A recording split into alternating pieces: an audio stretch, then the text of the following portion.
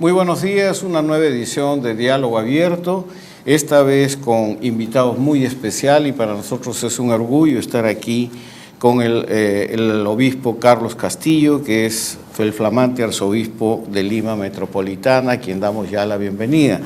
Y nos acompaña también el día de hoy, en esta primera secuencia de programa, el reverendo padre Gastón Garatea y la doctora Gloria Helfer, miembros del Grupo Directivo de Inversión en Infancia. El tema que nos llama hoy esta convocatoria es la iglesia, la infancia y los niños, una prioridad entre la opción por los pobres, como hemos intitulado al tema. Yo no sé si estamos listos para poder enviar el video respectivo que posiciona a la iglesia en relación a esta opción preferencial por la atención de la infancia. Adelante, por favor.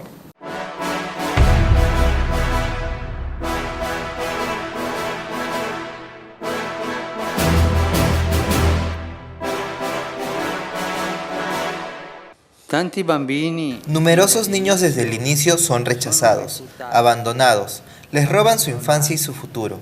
Algunos se atreven a decir, casi para justificarse, que fue un error hacer que vinieran al mundo. Esto es vergonzoso. No descarguemos sobre los niños nuestras culpas. Por favor, los niños nunca son un error. Su hambre no es un error, como no lo es su pobreza, su fragilidad, su abandono. Tantos niños abandonados en las calles, y no lo es tampoco su ignorancia o su incapacidad. Son tantos los niños que no saben lo que es una escuela.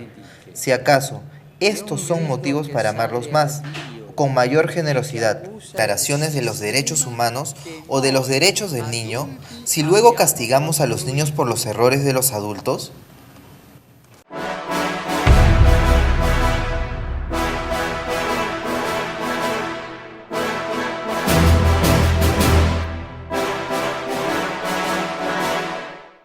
Don Carlos, hemos escogido esta introducción porque nos parece muy pertinente, porque la Iglesia considera al niño muy vinculado a la obra de Jesús, a sus adversidades vividas y a las difíciles circunstancias, como menciona la encíclica. Los niños son considerados como personas muy nobles y bondadosas, lo que debe conservarse por toda la vida.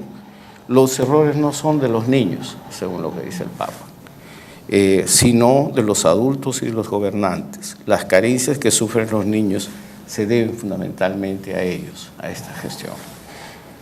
Lima nos presenta un panorama, usted recién está iniciando su postulado y para nosotros es muy importante contextualizarlo. Lima, dentro de todos los problemas, tiene pues un marco de 170,000 niños menores de 3 años con anemia y cerca de 30,000 niños con desnutrición crónica. ¿Qué hacer? ¿Cómo hacer? ¿Qué es lo que usted ve en relación a este tema? Bueno, principalmente, buenos días a todos. Principalmente el tema del niño en la tradición de la fe, no solamente por Jesús, sino en toda la Biblia. Dios, cuando quiere cambiar la historia, hace nacer un niño. Y ese niño tiene una historia, ¿no? Moisés, David, Daniel, todos son niños que luego se hacen grandes y dependerá mucho de cómo son acogidos, como el propio Jesús, que es acogido en forma precaria, pero fundamental. No aparecen como niños abandonados, como dice Nietzsche, ¿no? Que somos, y dice Heidegger, no somos arrojados a la existencia, somos acogidos en la existencia, no somos seres anónimos. Y la Biblia quiere recordar eso, ¿no? Que inclusive el niño más menesteroso, más pobre, siempre ha de ser acogido y acompañado para que crezca y pueda también ser un aporte. Porque cada niño, bueno, en nuestra fe, cada niño nace con una vocación, con un llamado especial y tiene una tarea, una misión para todos, pero para eso hay que cultivarla, acogiéndolo y aceptándolo como es. Claro, con la desnutrición actual que vemos en estos casos, ¿no? Son 700,000 en todo el país, hay posibilidad que una vocación se frustre porque simplemente le falta algo elemental, como el hierro, por ejemplo. Y entonces es muy serio que nosotros estemos cometiendo una falta de acogida, porque acoger significa acogerlo en su situación concreta y por lo tanto, así como lo cargamos, tenemos que cargar también con su falta de hierro, tenemos que cargar con su nacer en una sociedad violenta que lo maltrata o lo considera cosa, o se le usa para ciertos fines propios, individualistas, que generan, en cierto modo, la frustración y la ruptura de ciertas cosas elementales que le van a impedir hacer su misión en este mundo. Es una especie de sacrificio del futuro por un presente destructivo, ¿no? Y entonces la Iglesia necesariamente tiene que tomar cartas en el asunto y a veces no consideramos su situación, ¿no?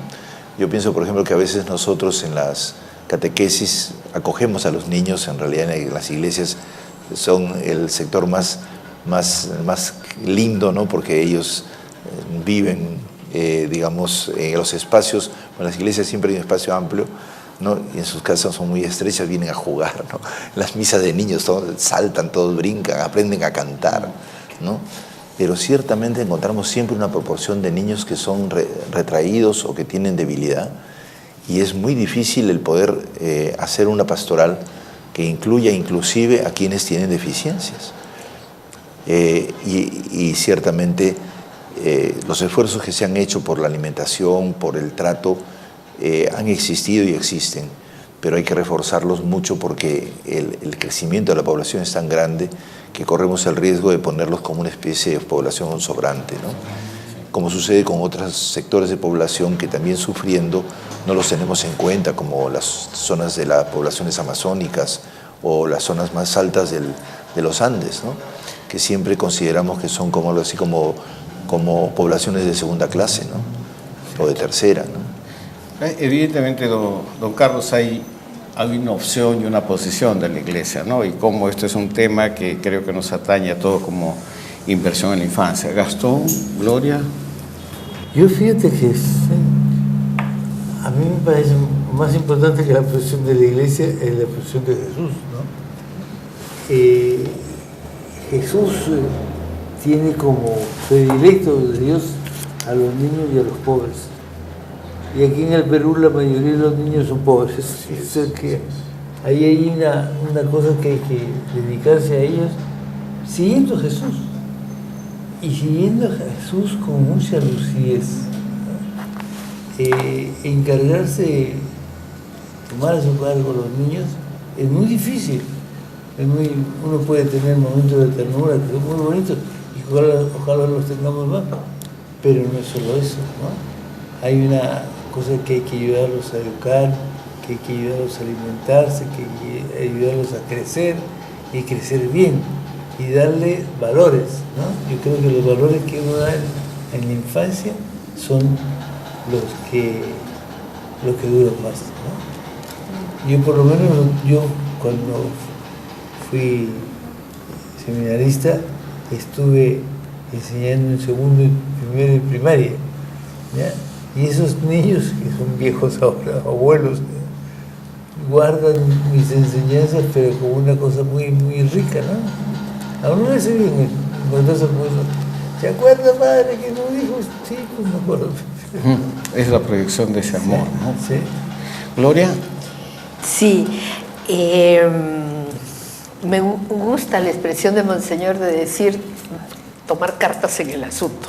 O sea, acá hay algo que asumir, ¿no? Acá hay algo que hacer nuestro, cada uno en lo que le toca. Y lógico, privilegiar infancia es nuestro, esto no sale, está en el Evangelio, está en la doctrina, está en todo. La cosa es que eso tenemos que transformarlo en algo muy concreto. Y entonces a mí me gustaría mucho poder elaborar y conversar con Monseñor para ver cómo se construye este imaginario posible, este sueño, porque veo las parroquias, veo el trabajo pastoral. Una de las cosas que nosotros hemos encontrado en todos estos años de trabajo que tenemos en este tema es que la gente no sabe, no le tiene miedo a la anemia, no le tiene miedo a la desnutrición, sus niños son apagaditos, ¿no? Y entonces imaginar el potencial de que sería movilizador de la iglesia, las parroquias, los jóvenes, las madres, la gente que además confía. Eso para mí me encantaría, Monseñor, si pudiéramos ayudarnos a construir este imaginario posible. ¿No, Carlos? Bueno, eso dependerá mucho de si nosotros, como dice Gastón, acercamos más el modelo de la iglesia que tenemos a lo que fue el camino de Jesús. Porque de lo contrario, siempre el Papa dice que hay muchas estructuras que inclusive pueden ser buenas en la iglesia, pero que si no se cambian, entonces se convierten en un obstáculo para la evangelización. Y entre ellas, por ejemplo, si uno mantiene el grupo que siempre va a la parroquia y está feliz de eso, y no empieza a abrirse a nuevos sectores y mira para afuera y sale a compartir la vida, y no para que la gente venga a la parroquia, sino para crear nuevas formas de parroquia, en donde entonces allí se encuentra la gente en la calle. Inclusive en el último documento de Pastoral Juvenil, sobre los jóvenes, ¿no? Donde habla de la Pastoral Juvenil, habla de la Pastoral Juvenil barrial sin muchas exigencias, en donde los agentes pastorales se van a mezclar con la gente en el barrio y hacen grupos de distinto tipo.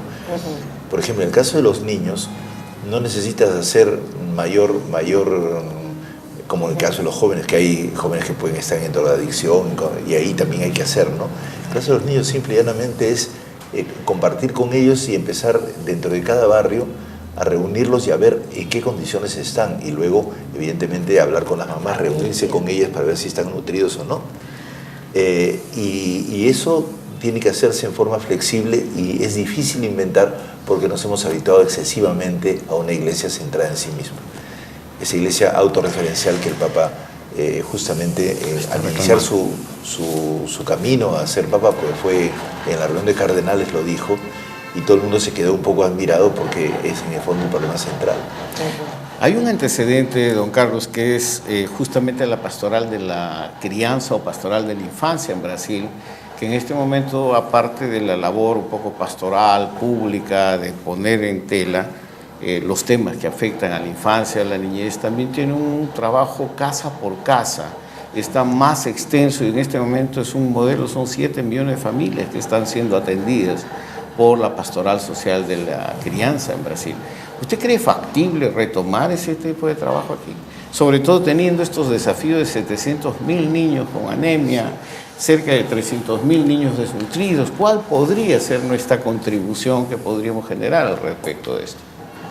A mí lo que me interesa de la pastoral de la infancia, entre otras cosas, que ha sido una cosa realmente masiva y organizada, muy bien en el Brasil, es que considera al niño como sujeto.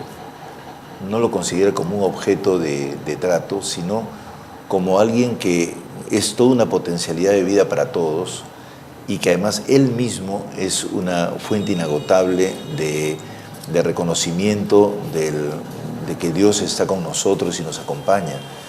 Luego, Jesús desde chiquito se le llama el Emanuel, ¿no? Porque Dios nos acompaña, porque Dios no quiere que nosotros nos acabemos. Quiere que siempre se genere desde la niñez la esperanza de la humanidad. Y entonces, al considerar los sujetos, no son simple objeto de nosotros, sino que siempre nos están preguntando, demandando y llamando.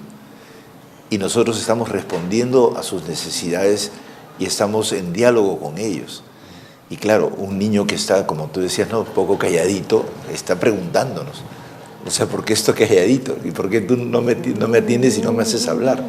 Y claro, hay muchos factores por los cuales un niño puede estar en silencio, ¿no? Desde que le han pegado, desde que está triste porque ha pasado algo grave, o simple y llanamente no hay alimentación. Y entonces la captación subjetiva de cómo viven los niños sus dolores es muy importante. Y el diálogo con ellos, evidentemente, al nivel que se puede, ¿no? Como es como los niños autistas. Uno con los niños autistas dialoga también, ¿no? Me contaba un amigo que todo el mundo conoce, pero no voy a decir su nombre, que tiene un hijo autista y es un gran peruano. Él aprendió a tratar siempre a la gente con respeto, justamente porque su hijo era autista y les costaba mucho comunicarse con él. Y entonces por eso aprendió el respeto y por eso nos salvó de un drama histórico muy grande, ¿no? Sin disparar un solo tiro, ¿no? Y es porque sabiendo tratar, inclusive con los más pequeños, uno puede, es como la mamá, ¿no? Que siente al niño en el vientre, ¿no? Y vibra con él, ¿no? Y claro, y cuando siente deseos de palta o de chocolate es porque es el niño que está pidiendo, ¿no? Así es. Los caprichos famosos, ¿no? Los antojos. Los antojos. Los antojos.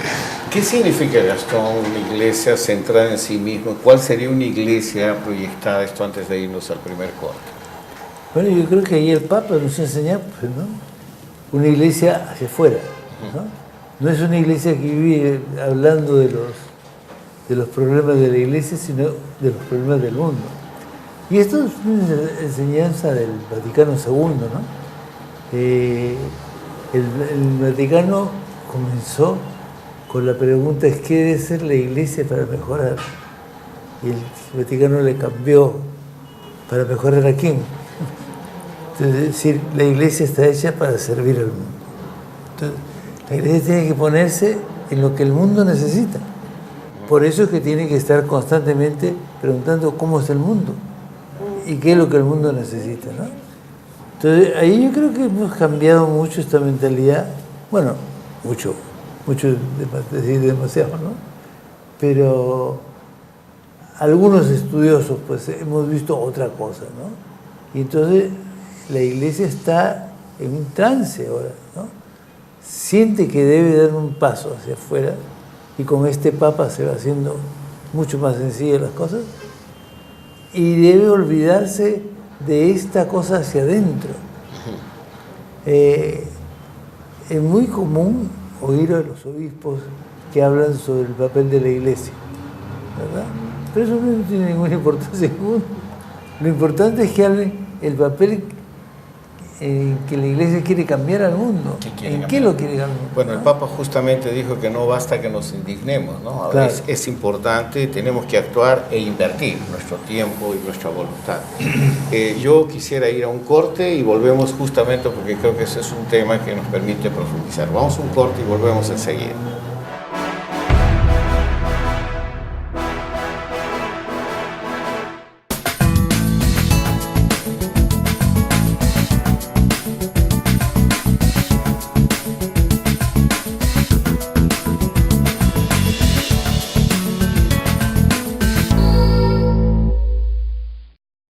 La salud y nutrición de los niños y niñas, especialmente en situación de emergencia y desastres, es fundamental. ¿Sabes cómo atenderlos? 1. Priorizando el apoyo nutricional en las madres gestantes y en niños de 0 a 3 años y evitar que sufran de anemia y desnutrición. 2. Promoviendo la lactancia materna exclusiva hasta que los bebés cumplan como mínimo los 6 meses de edad. 3. Cumpliendo con el esquema de vacunación completa en los niños y niñas para protegerlos de las enfermedades como el sarampión. Una sociedad informada es una sociedad protegida y preparada. Una sola fuerza por la infancia.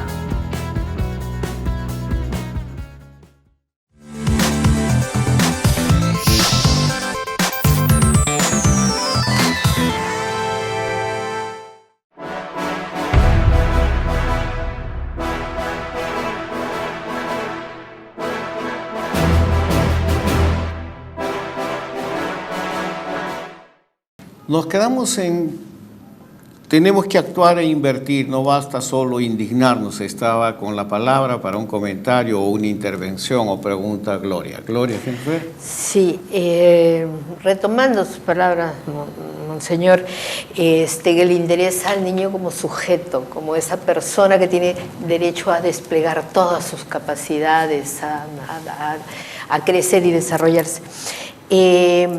Esta primera etapa de la vida de los niños, desde el embarazo, madre anémica, niño anémico, y los primeros días de su vida, los 3 primeros años, son claves. Entonces nos obligan a pensar en familia y nos obligan a pensar en esa iglesia de salida. Ahí es donde yo quisiera ver qué cosa en este mandato que hemos recibido, y no solamente los cristianos, porque es para todos, qué cosas podemos hacer con estos pequeñitos, con estos que recién comienzan la vida. Don Carlos. Mi comentario es sobre todo a lo que dice Gloria.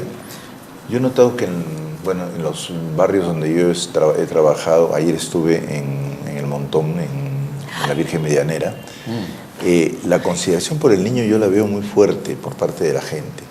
Lo que pasa es que hay un problema de, vamos a decir, los primeros años son muy bien cultivados. Al niñito le consiguen todo su talquito, su beberón, todo así, es una cosa así impresionante como el barrio ha evolucionado, ¿no? Y a su vez ocurre como que ese niño va desarrollando posibilidades. Hoy día hay mucho cultivo de que puedan realmente ser diestros en muchas cosas, pero claro, por ejemplo, nos alimentamos muy mal. Así es. Pura harina. Así es. Y entonces ahí, por ejemplo, una clara baja de hierro. Entonces las mamás no se dan cuenta que eso es en cierto modo, luego los mayores se alimentan muy mal. La alimentación tiene que ir variando según se avanza en la vida. No puede ser la misma. Toda la vida es harinas. Y entonces eso disminuye las capacidades, el ingreso de minerales en el cuerpo, y evidentemente a la hora de generar se generan deficiencias importantes. Luego la presencia del alcohol también en la vida de las personas, ¿no? Que destruye ciertamente células cerebrales y que entonces se transmite eso de unas generaciones a otras. Inclusive cada uno de nosotros podría medir si ciertas enfermedades que tiene no derivan de cosas que en el pasado nuestros familiares comieron o tomaron. Y entonces el cultivo, los primeros años creo que ciertamente necesitan una enorme delicadeza. Hay avances, yo creo, importantes, pero tenemos que incentivarlos más. Y también la iglesia, por ejemplo. Ha habido un avance en la iglesia cuando, respecto a los niños, en vez de enseñar una catequesis de catecismo, se aprende la fe a través de juegos, escuchando la palabra de Dios, escuchando el relato de Jesús, contemplando la vida de Jesús. Entonces los chicos avanzan mucho más. Pero yo recuerdo cuando nosotros aprendíamos de memoria el catecismo y ni siquiera entendíamos de qué se trataba, ¿no es cierto? Preguntas y respuestas, era todo de paporreta. Y entonces tuvimos una serie de frustraciones también porque nosotros tarde hemos descubierto la belleza del Evangelio. Y ese es un nutrimento importante, por ejemplo, para la fe, que corresponde también a lo que es el nutrimento alimentario diario, porque se come según las costumbres y las normas, ¿no? Y de repente las normas no son tan adecuadas por el tipo de comida que comemos, está hecho en base a ciertas categorías. Una labor educativa, divulgadora, preventiva. Le cuento una anécdota. Entonces, ahí en el barrio, tanto en Medianera como en El Planeta, al final de las misas yo le decía a la gente, ¿qué tal si nos organizamos y compramos aceite de oliva? Y entonces, porque es caro, pero si lo compramos en mancha, entonces compramos botellas más baratas. Un día estoy dándole la unción de los enfermos a una viejita muy pobrecita, en un cuartito pequeñito todo de cartón, y estoy así, y la señora estaba ahí puesta, estaba recogidita, estaba enfermita, no gravemente, pero yo volteo y tenía ahí su botellita de aceite de oliva y le digo, y señora, ¿usted tiene aceite de oliva? Claro, usted lo dijo en la prédica. Y no es en la prédica, sino en los avisos parroquiales, siempre hacíamos un telegrama, digamos, sobre salud, que luego lo repetimos en San Lázaro. En San Lázaro se formó el equipo de salud, pero por ejemplo, el Monseñor Pazzi tiene un grupo de salud, evidentemente de compañía al enfermo, que es muy bueno. Pero el grupo que se reunió en San Lázaro dijo, pero necesitamos salud preventiva, ¿no? Para que la gente no se enferme. ¡Qué maravilla! Imagínense con esos telegramas. Y hacíamos telegramas al final de las misas siempre. Pero fíjese con eso, solamente en Lima, el centro de Lima, son 25% de los niños que están con anemia. Así es. O sea, estamos hablando de Lima Centro, que tiene 34.7, que le toca. Imagínense, entonces, si una madre recibe una información, Y yo le había comentado que en el caso de la campaña del suero casero en Brasil se redujo 40% de la mortalidad infantil por deshidratación diarreica utilizando este sistema de diálogo y de la prédica en la iglesia podía ser. Y otro tema que está tocando, a mí me interesa mucho, es la corresponsabilidad del padre también, ¿no? Porque creo que el padre está muy alejado de la salud de su niño, ¿no? Sí. Y que además que piensa él que puede tener una mala salud porque se puede tomar lo que sea, o comer lo que sea y comer así en grandes cantidades y luego, digamos, se enferma también y afecta a la familia porque las costumbres se van metiendo, ¿no? Ahora, yo decía entonces, todo lo que sea la delicadeza, que es lo que necesita un niño porque es una persona débil, frágil, pero que es un sujeto que está creciendo y entonces yo tengo que atenderlo.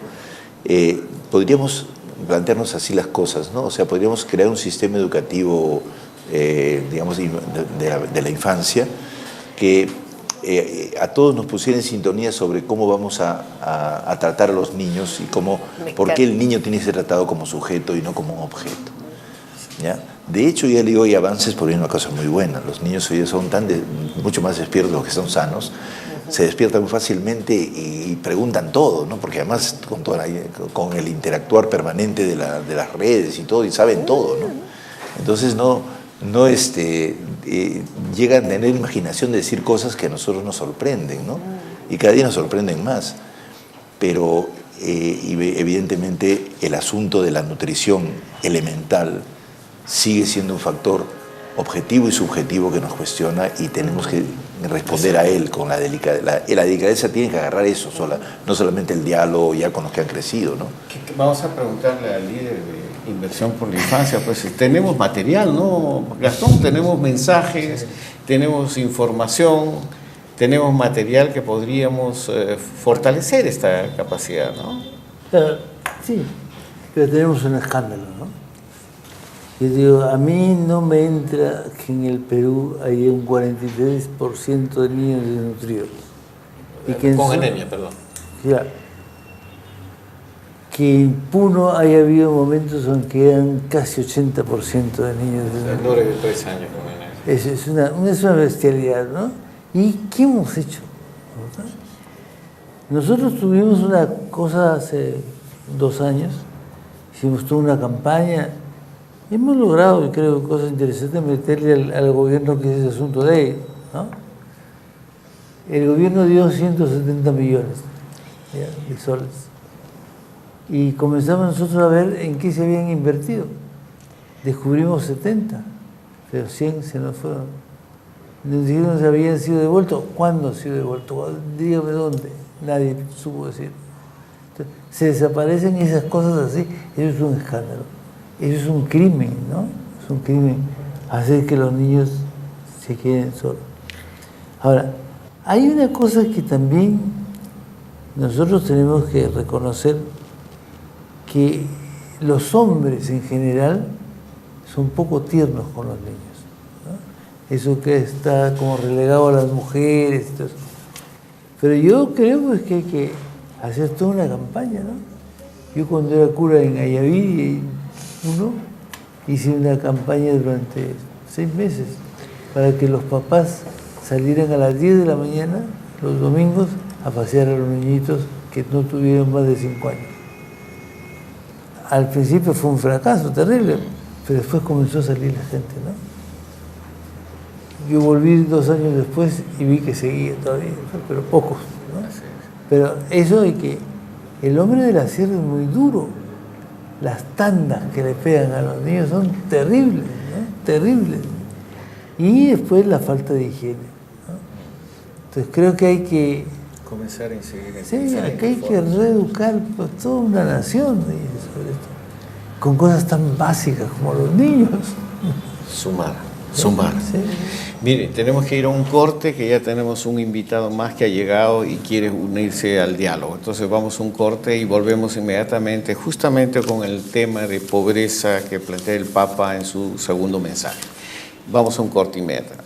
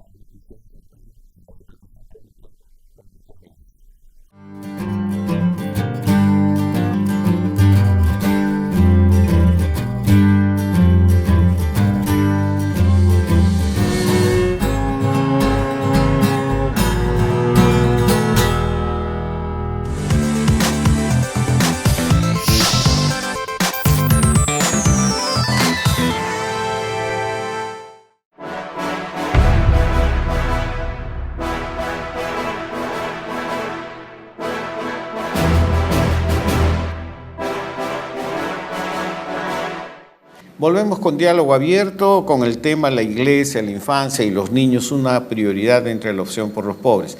Ya está con nosotros también el doctor Carlos Eduardo Aramburu, que justamente se une a esto. Bienvenido, Carlos, gracias por estar con nosotros. Y nada más oportuno que presentar la segunda parte de la catequesis del Papa Francisco sobre los niños, la misma que dio en la audiencia general en Roma, a propósito de eso. ¿Podemos ver el video, por favor?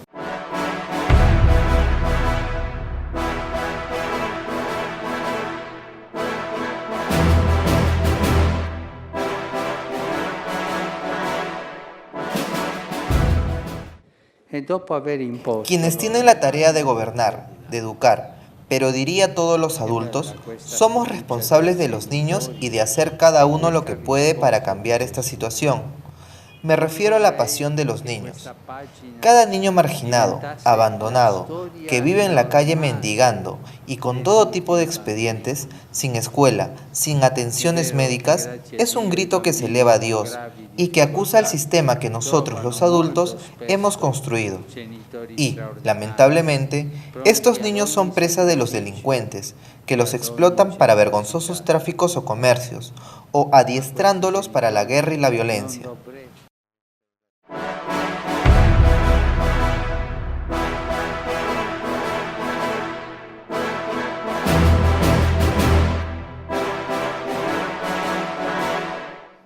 con este mensaje al tema de no solamente pobreza de la infancia, sino la violencia que sufre la infancia.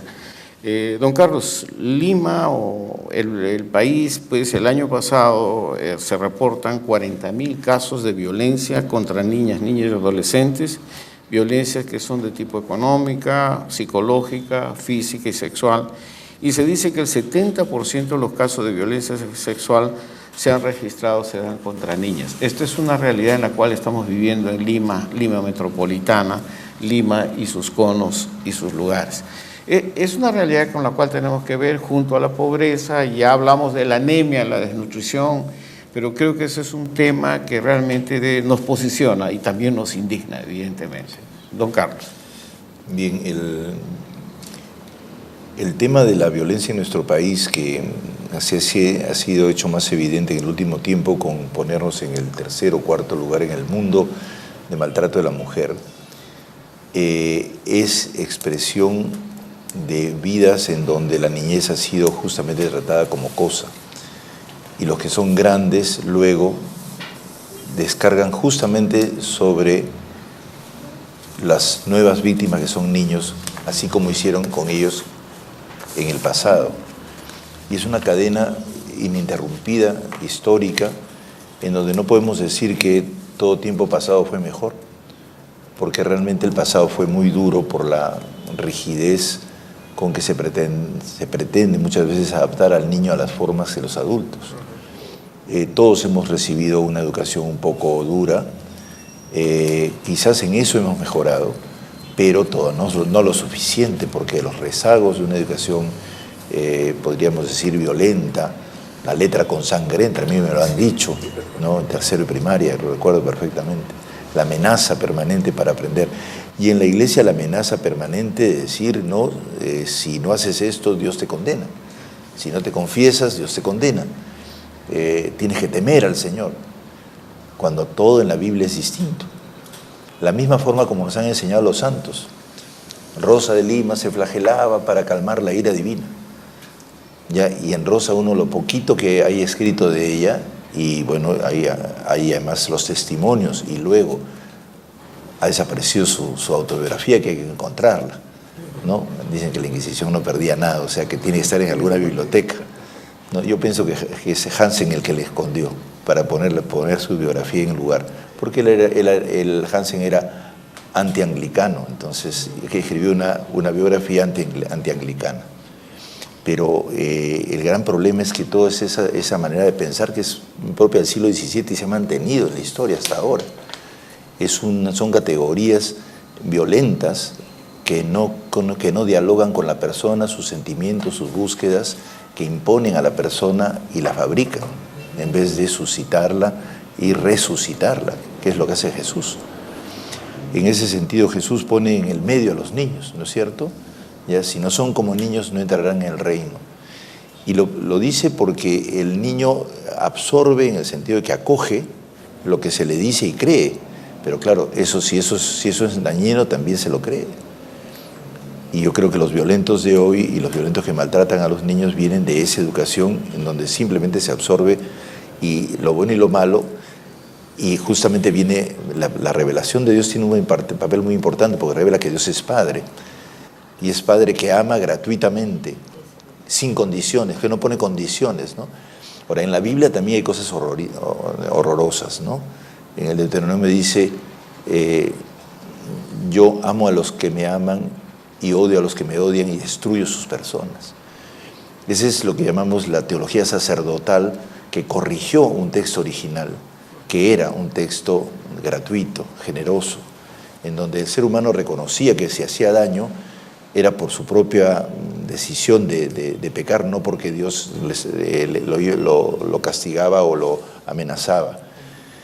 Y eso convivió, y por eso tuvo que venir el Nuevo Testamento. El Nuevo Testamento es el esclarecimiento de las contradicciones del Antiguo, en donde Dios es justo y es misericordioso juntamente, pero nunca es vengativo.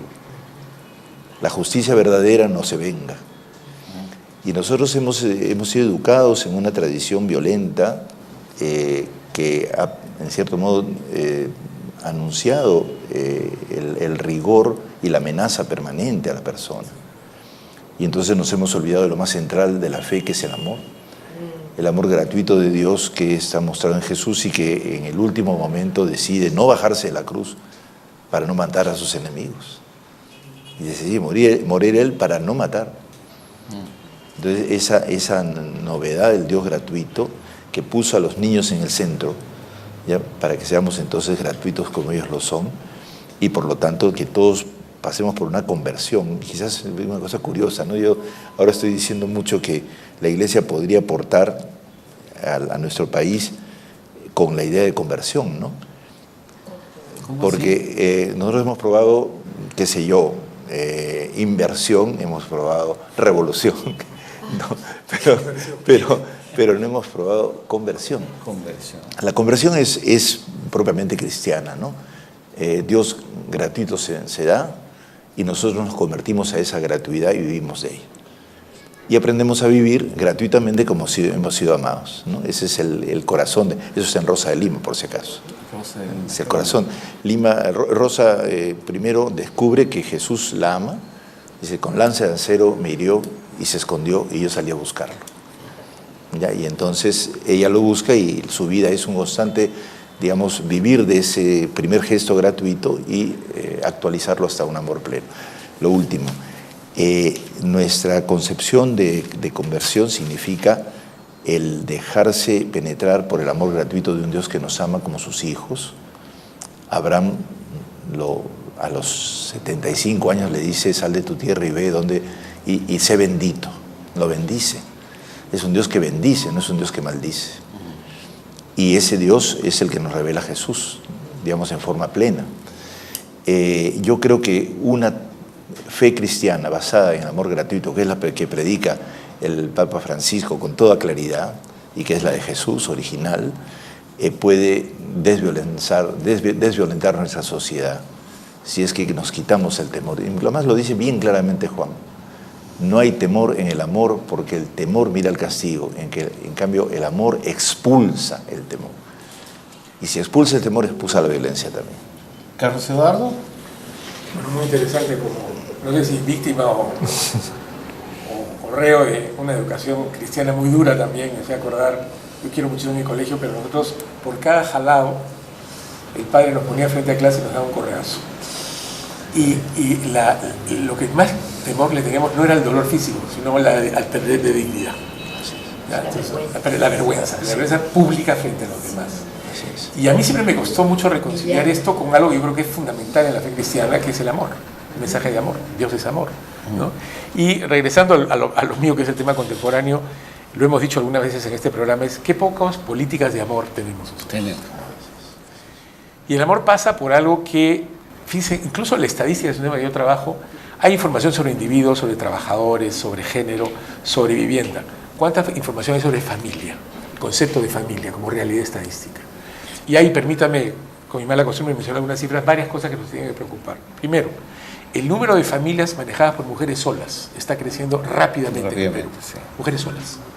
¿Y por qué tiene que ver con la infancia? Porque es el primer entorno de afecto, de cuidado. Entonces, una familia más frágil es una familia que tiene, a veces, sin deseo de la mujer, menos amor que dar, porque tiene menos tiempo y más angustia. Está aumentando la separación y el divorcio. El problema judicial más fuerte del país es juicio por alimento. Papás que no pasan recursos a sus hijos, que es un acto de desamor, obviamente. Entonces, yo creo que lo que dice don Carlos me parece muy interesante, porque sería muy interesante mirar la estadística y las políticas con los ojos del amor, o la falta de para entender qué es lo que falta hacer. Y yo creo que eso es fundamental como punto de partida. Gastón, tu tema. ¿Cuál de ellos? A mí, en toda esta cosa, esta problemática de la cosa, creo que no nos hemos indignado lo suficiente, ¿no? ¿Sí? ¿Cómo es posible que haya un 43% de niños con anemia, ¿no? Y sigamos tan tranquilos. Nosotros hemos fundido, yo creo que ya no nos pueden ver por eso en el medio, ¿no? Porque hemos dicho tantas veces que eso es una insolencia, ¿no? Social. Pero el problema está ahí, ¿no? Yo no sé si desde la iglesia o de alguna parte del país hay que hacer algo como psicológico, ¿no? para que la gente se mire adentro y se dé cuenta de que están dejando a los niños fuera. Y los niños provocan ternura, ¿no? Y la falta de ternura es un delito. Es un delito, ¿no? Yo voy todas las semanas pues, a la cárcel de mujeres de Chorrillos, ¿no? Para la parte de las terrucas, ¿no? Las terrucas son realmente el mejor tipo de presas, ¿no? Porque tienen cultura, tienen un montón de cosas que no tienen nosotros. Pero tú sientes ahí por la parte de la autoridad, ¿no? Un miedo a la gente y se vuelven insensibles. Entonces, ahora está pasando una cosa que es realmente terrible. En celdas que están hechas para 2, están durmiendo 5, ¿no? Entonces, una tiene que dormir en el suelo, otra hay que ponerle una cosita más y a otra que al lado del baño, ¿no? Entonces, es una cosa de una falta de dignidad, ¿no? Entonces, la presa es una persona con la cual tú puedes hacer lo que quieras, ¿no? Salvo que tenga algún poder, ¿no? ¿Verdad? Entonces, yo creo que ahí hay una cosa que nos falta, pues, ¿no? Ayer hemos visto una cosa terrible, los efectos del volcán Ubinas, ¿no? Y la carretera cortada, no se podía llegar a auxiliar a esa gente. Eso es una cosa terrible, ¿no? Entonces, tú te dices, bueno, ¿qué tenemos que hacer? ¿Cuáles son los valores humanos que hay que reavivar? Pero con urgencia. No es porque nos podría ir mejor, no, porque nos puede salvar de la muerte, ¿no? Entonces, aquí hay cosas que son dramáticas entre nosotros. Y un país, el Perú no es un país que se caracterice por lo criminal, ¿no? Es un país de gente buena, sencilla, ¿no? Pero estamos cayendo en una cosa de la sociedad moderna, ¿no? Donde los sentimientos se van cortando. En esa política de conversión de amor que nos está desafiando aquí don Carlos, ¿qué puede decir, Gloria? Sí, me gusta mucho la conversación que estamos teniendo hoy día, me encanta, porque me lleva a algo que es muy nuestro, y es que otra iglesia es posible. Y ahí hemos escuchado a Monseñor diciéndonos todas las posibilidades de cómo sí puede ser una iglesia y cómo no tiene que ser una iglesia, ¿no es cierto? Es la iglesia cercana, es la iglesia que la conformamos todos. Y también cómo otro Estado es posible. Entonces, cuando planteas qué pocas políticas de amor hay, entonces yo digo, oye, pero ese es un tema de Estado, ¿no? Y eso es un tema de cómo el Estado tiene como parte de lo que tenemos que hacer, igualito que se hace una planificación, una ejecución, un seguimiento de los proyectos, tienes que ver el sentido que tienen las cosas. Y el sentido que tienen es de servir, y de servir a los más pequeños. Y aquí entra todo el mensaje. Yo quiero agradecer la reunión porque me parece que podemos avanzar sobre todo en este sentimiento de que cada uno de nosotros tiene algo que dar, ¿no? Entonces, cuando me toca a mí tema de familia, y yo digo, bueno, ya estamos hablando de iglesia, y estamos hablando de Estado, yo estoy pensando en las escuelas y los maestros, y cómo movilizamos a los maestros, porque si hay relaciones de confianza, que es la que tenían cuando Monseñor les dice aceite de oliva y encuentra el aceite de oliva, entonces imagínense que les digan, prevenir la anemia podemos hacerlo así, y que se movilice eso, y con todas nuestras capacidades será extraordinario. No, y me haces acordar, antes de irnos al corte, don Carlos, en Brasil todo el mundo supo y se ganó el top de marketing. 2 pizquitas de sal y una pizca de azúcar, muévela, y eso era el suero casero. La OPS casi nos bota del país, porque no era una fórmula médica, pero ¿sabe qué? Generó toda una política de Estado que permitió desarrollar, pero por lo menos se detuvo la mortalidad. Entonces estoy pensando en su aceite de oliva y a lo mejor podemos dar una receta y una respuesta rápida y eficaz para prevenir la anemia y la desnutrición infantil, con la vitamina O que tenemos, ¿no? La vitamina O que hay en el país es insuperable y yo creo que hay que reutilizarla. Vamos a un corte y volvemos inmediatamente porque estamos ya a 3 días de fiestas patrias y queremos saber cómo pensamos conmemorar este 28 de julio.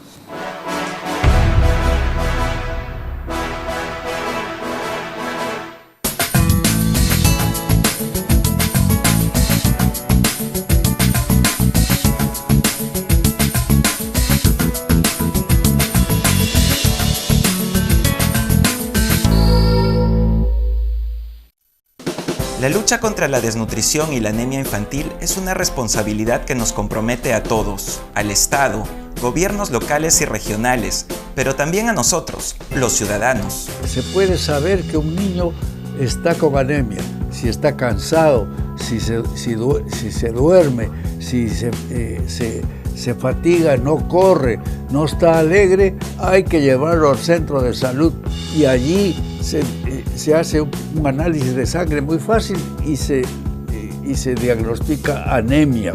Esa anemia se cura con buena alimentación y con eso que se llama micronutriente. Es como echar sal a la comida, se mezcla con todos los otros alimentos que se le da a la criatura y con eso se cura la anemia. En el centro de salud están los micronutrientes, que son absolutamente gratuitos y que la madre tiene la responsabilidad de exigir que le den. La anemia se cura y es responsabilidad de todos, absolutamente de todos. Yo he sido ministro de Salud y apelo a los colegas, comenzando por los médicos, por las enfermeras, somos colegas todos y es nuestra responsabilidad disminuir notablemente los casos de anemia. Infórmate y actúa, todos juntos sí podemos.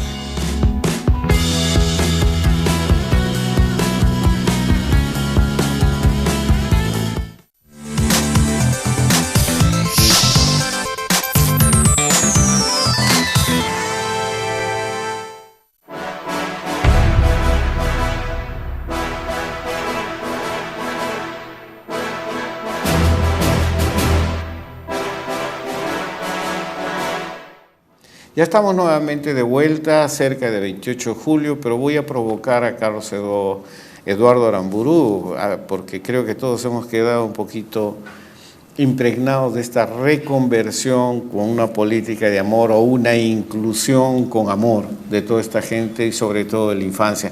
¿Qué le merece a usted, doctor? Bueno, yo creo que es un término que hacía tiempo no lo escuchaba, muy interesante. Creo que lo interesante de estos nuevos términos es que nos hace pensar cosas más creativas. Y efectivamente, esa idea de reconversión hacia el afecto, la solidaridad, la cohesión, es un tema fundamental. Dos cosas que me parece que ilustran este tema de forma muy clara. Lo dijo Monseñor y nos ha venido preocupando. Desde el punto de vista de la sociología y la antropología, la pregunta es, ¿qué hace a un hombre echarle gasolina a una mujer y prenderla? ¿Qué cosa hay atrás de eso? Es decir, a ninguno de sus años se le ocurrió una cosa así.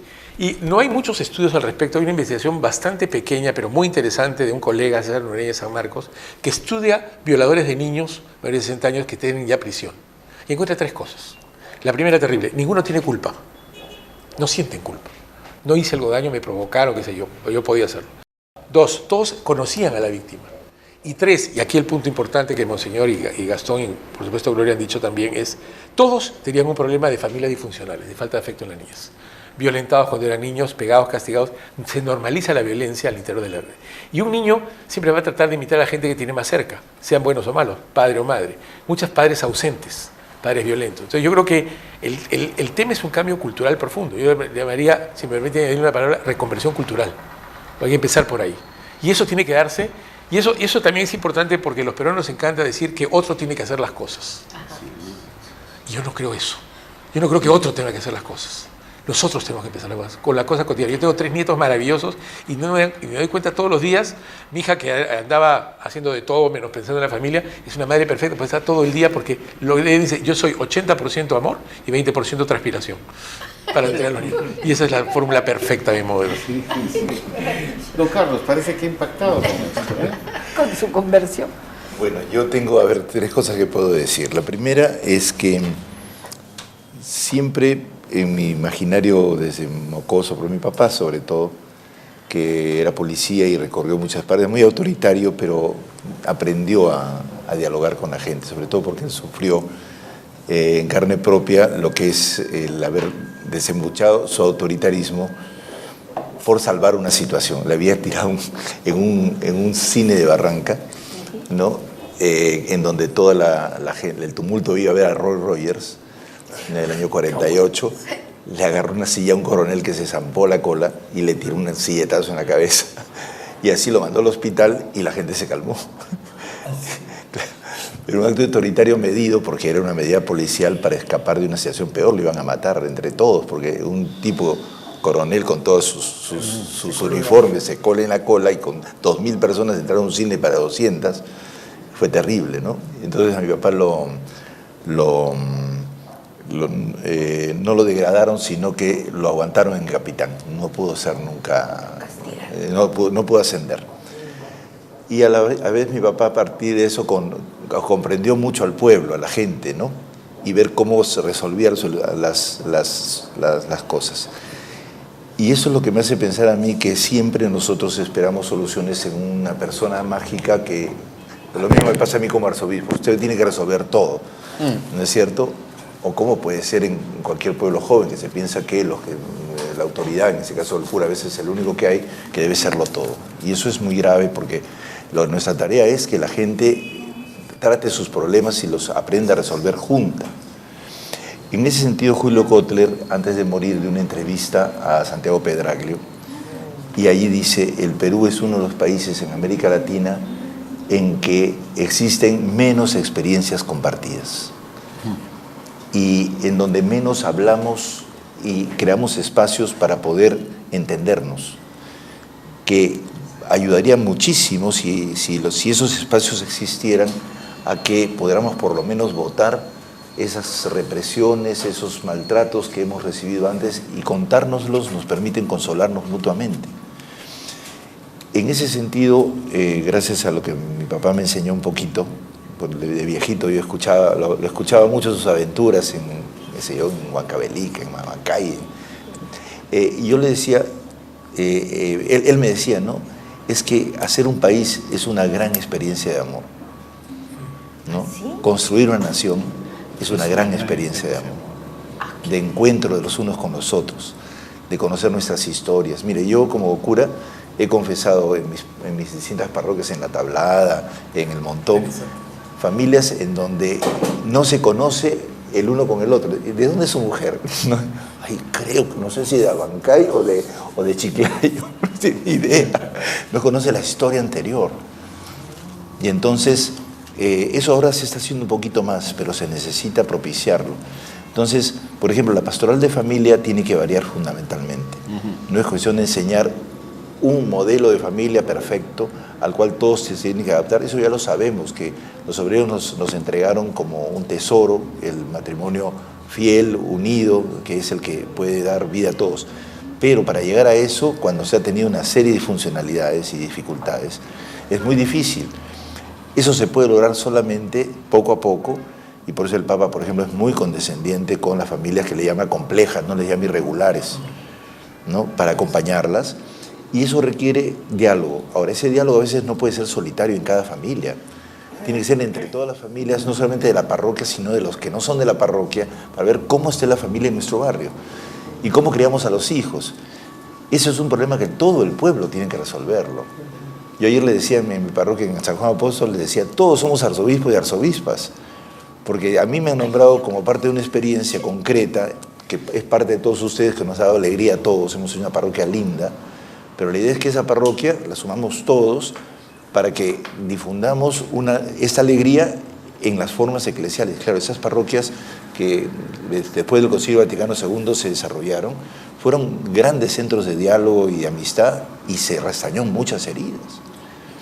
Yo creo que estamos a este nivel, sobre todo porque ahora se han multiplicado, y las mejores experiencias de alegría eclesial, de comunidad, abierta para poder tratar las cosas, no encerrarse en cuatro, que además sobre todo no tienen una fórmula de solución, sino que tienen miles de fórmulas posibles.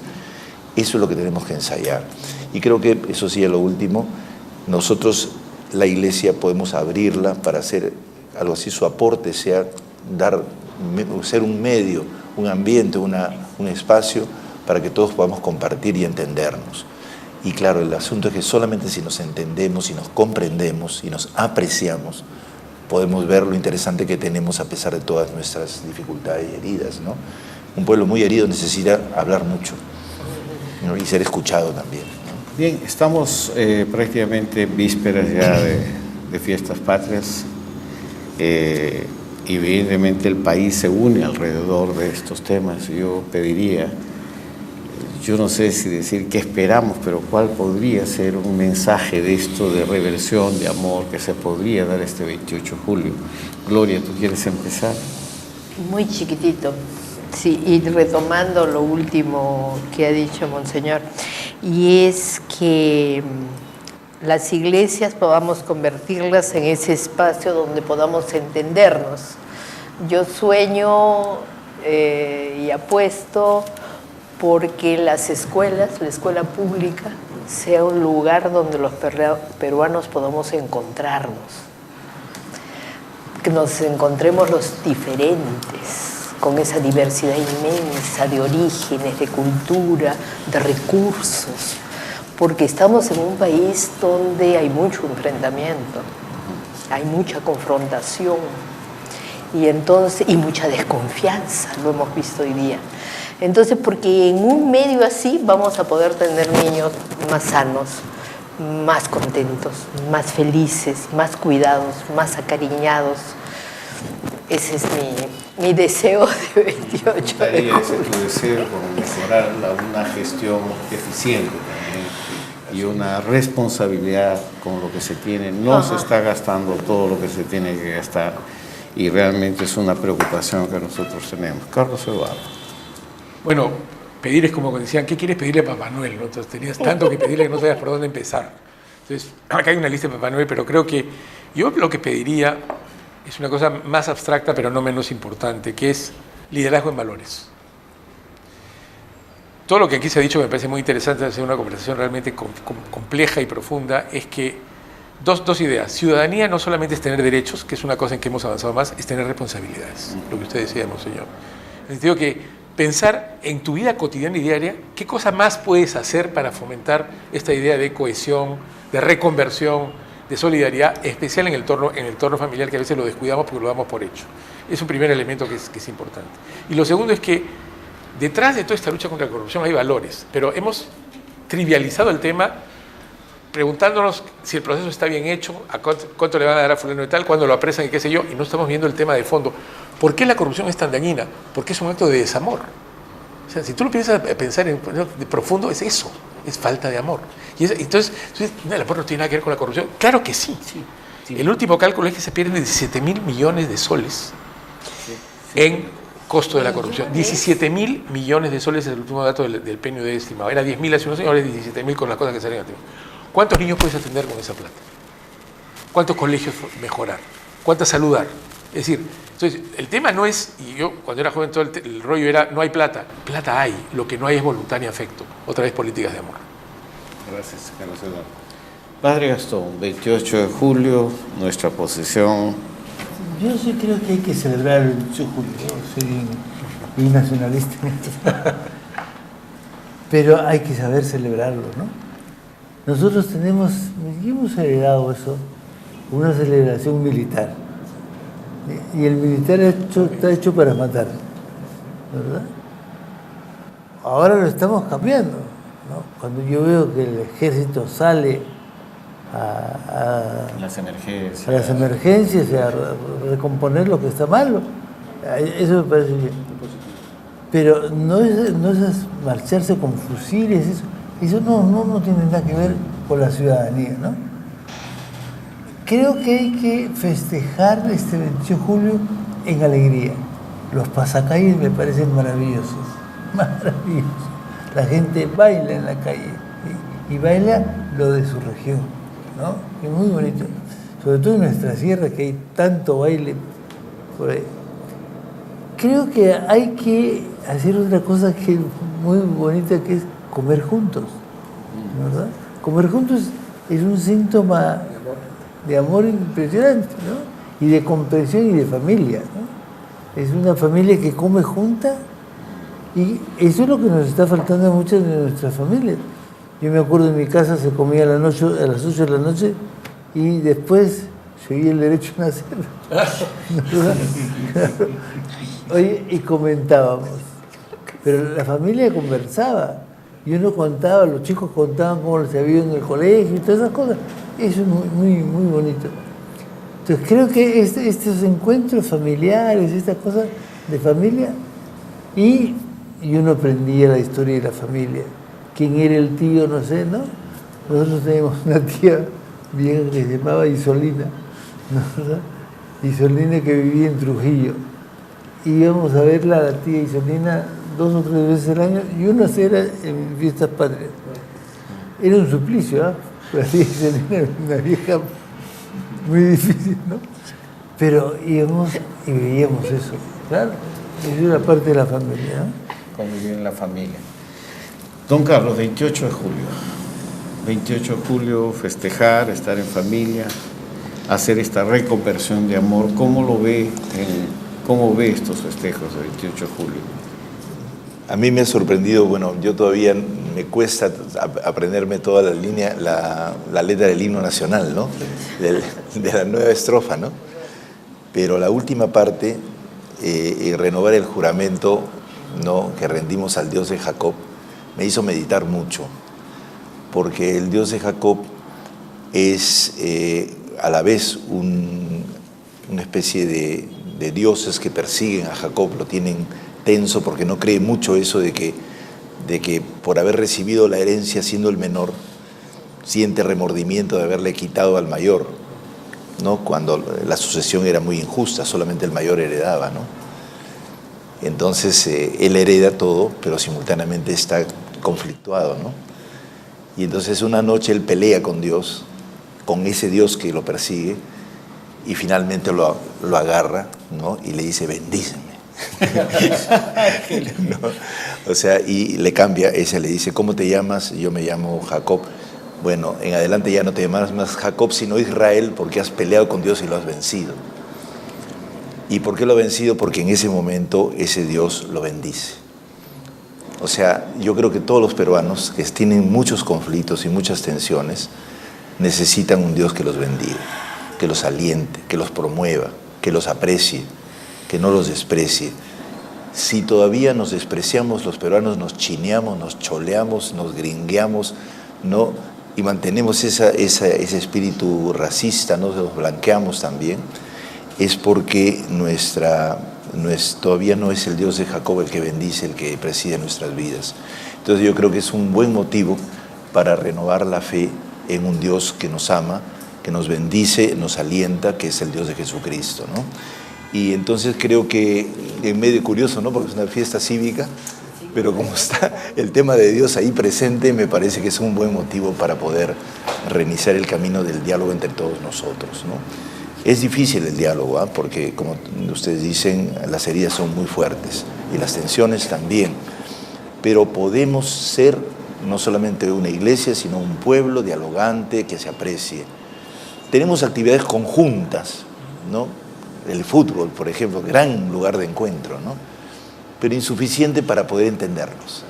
Tenemos que ir más allá de los ideales comunes.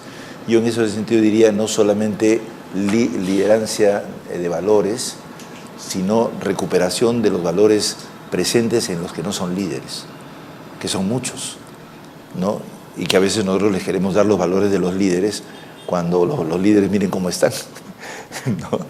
¿No? Entonces creo que hay en el pueblo sencillo, el Papa habla del pueblo fiel, que tiene esos valores vivientes y que si los conversamos los recuperamos. En ese diálogo, don Carlos, ya para finalizar esta primera edición, porque esperamos tenerlo siempre a usted por acá periódicamente, la iglesia, la infancia, los niños, una prioridad entre la opción de los pobres. ¿Será que yo puedo pedirle a mi Dios sentar aquí al alcalde de Lima junto con usted y junto con nosotros para decir, vamos a ponernos en la acción? Por supuesto, ya nos hemos sentado. Ya, pero tenemos que atacar anemia y desnutrición. Así es, claro. Y violencia contra la infancia. Yo creo que sí podemos hacerlo, él creo que está disponible también a eso, ¿no? Sí, Gastón. No le he preguntado, pero lo imagino, porque creo que es una persona... No, tomando, vamos a hacer esta invitación porque creo que hay que unir esfuerzos. Este es un tema de todos que nos concierne a todos, ¿no? Gastón, para tu despedida final. Muy bien, sí, de acuerdo. Y con el presidente también. Y con el presidente también. Sin lugar a dudas, un programa muy importante y compromisos que se han hecho aquí en este programa con el arzobispo de Lima, y quedamos con el compromiso que para una nueva edición de Diálogo Abierto hacer la invitación respectiva al señor alcalde de Lima para juntos unir esfuerzos para luchar contra la anemia y desnutrición infantil que afecta a los niños menores de 5 años en Lima. Muchísimas gracias y nos vemos el próximo jueves en Diálogo Abierto.